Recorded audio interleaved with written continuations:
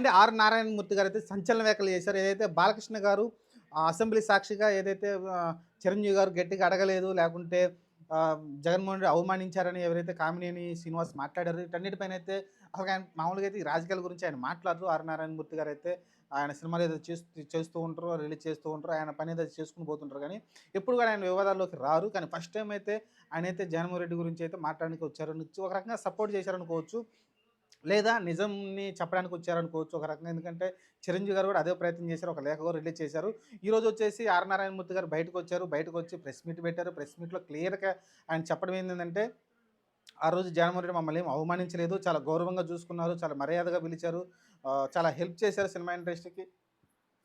అలానే ఆ రోజు మీరేదైతే అవమానించారని చెప్పారో మీరందరూ చూసుంటారు. మా మీటింగ్‌లో కూర్చుంది, మాట్లాడింది అన్నీ చూసుంటారు మీకు.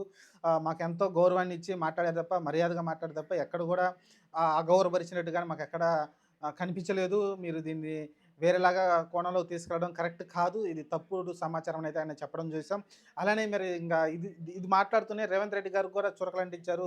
ఆర్ నారాయణమూర్తి గారు. 'పుష్ప 2' అప్పుడు ఏదైతే ఇన్సిడెంట్ జరిగిందో ప్రీమియర్ షోలు వేయమని చెప్పి, అలానే టికెట్ రేట్లు పెంచమని చెప్పారో అసెంబ్లీ సాక్షిగా, ఈరోజు మళ్ళీ వచ్చిన కొత్త సినిమాలకు 'ఓజీ' కావచ్చు, దాని తర్వాత 'దేవర' కావచ్చు, వీటన్నిటి షోలకు కూడా మీరు బెనిఫిట్ షోలు వేసుకోవడానికి ఇచ్చారు. ఆ 'దేవర'కి బెనిఫిట్ షోలు లేవు. కానీ టికెట్ రేట్ పెంచారు. మరి దానికైతే టికెట్ రేట్లు బెనిఫిట్ షోలు ఏశారండి. రూ. 500 టికెట్లు వేశారు. కాకపోతే బెనిఫిట్ షోలకి పర్మిషన్ ఇవ్వమన్నారు. అలానే టికెట్ రేట్లు పెంచడానికి పర్మిషన్ ఇవ్వనన్నారు. మరి ఈరోజు 'ఓజీ' సినిమాకి పర్మిషన్ ఇచ్చారు. 'హరిహర వీరమల'కి పర్మిషన్ ఇచ్చారు. మిగతా సినిమాలకు కూడా పర్మిషన్ ఇచ్చారు. ఇది కరెక్ట్ కాదనైతే ఆయనైతే మాట్లాడుకొచ్చారు. మీరు మాట మీద నిలబడండి సీఎం రేవంత్ రెడ్డి గారనైతే ఆయన గట్టిగా మాట్లాడడం చూసాం. అలానే ఇది ఒక బాలకృష్ణకైతే ప్రతి ఒక్కళ్ళు కూడా జలకిస్తున్నారండి. ఖచ్చితంగా బాలకృష్ణ వచ్చేసి, లేకుంటే చంద్రబాబు నాయుడు గారు కావచ్చు, ఎవరు దీన్ని ఏదో ఖండించాల్సిన విషయం అయితే ఉంది. కనీసం చంద్రబాబు నాయుడు గారు ఆయనైతే ఖండించాల్సి ఉంటుంది. ఎమ్మెల్యే తీసుకున్న నిర్ణయాలపై మేము ఖండిస్తున్నాం.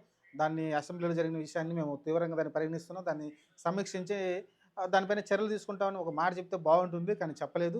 మరి చూద్దాం మరి. జగన్‌ని సైకోగాడు అని ఒక మాట ఏదైతే అన్నాడో మరి దానిపైన అయితే మనం మాట్లాడదాం. ప్రస్తుతానికైతే ఇది చాలా సంచలనంగా మారింది. ఏదైతే బాలకృష్ణ అసెంబ్లీలో మాట్లాడింది చినిగి చాటయ్యి పెద్ద విషయంగా మారిపోయింది. చాలా దారుణంగా అయిపోతూ ఉంది. ప్రస్తుతం అయితే ఆయన ఒక చిన్న మాట ఈ కూటమికే చాలా ప్రమాదాన్ని తెచ్చిపెట్టింది. కూటమిలో ఎందుకంటే పవన్ కళ్యాణ్ కూటమిలో ఉన్నారు. అది వాళ్ళ అన్నయ్య అనటం ఆ మాట. లేకుంటే ఒక పక్క మీరు చూసుకుంటే ఆర్ నారాయణమూర్తి గారు ఏదైతే మాట్లాడుతున్నారో అది జస్టు ఆ రోజు పవన్ కళ్యాణ్ గారు ఒకటే మాట అన్నారు. మా అన్నయ్యని అవమానించారు, అవమానించారని ఒకటే మాట చెప్తా ఉన్నారు. ఇటు చూసుకుంటే ఆర్ నారాయణమూర్తి అవమానించలేదని ఒక మాట చెప్తూ ఉన్నారు. అటు చూసుకుంటే మీకు చిరంజీవి గారు కూడా మళ్ళీ సర్టిఫికేట్ ఇచ్చేశారు. మర్యాదపూర్వకంగా కలిసాను తప్ప ఇక్కడ అవమానించింది ఏం లేదు అని మాట్లాడుకొచ్చారు. కాబట్టి పవన్ కళ్యాణ్ చెప్పిన మాటలు అబద్ధమని తేలిపోతుంది. లేకుంటే ఎవరైతే టీడీపీ చంద్రబాబు నాయుడు, లోకేష్ మాట్లాడుతున్నారో జగన్ సైకోగాడని అలాంటిదేం లేదు. అతను మంచి వ్యక్తి.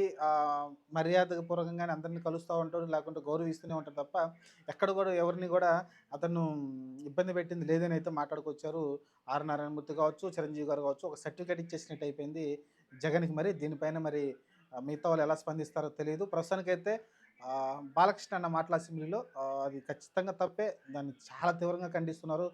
నేషనల్ మీడియా కూడా దీన్ని ఖండిస్తూ ఉంది. మరి చూద్దాం మరి ఏం జరుగుద్దో.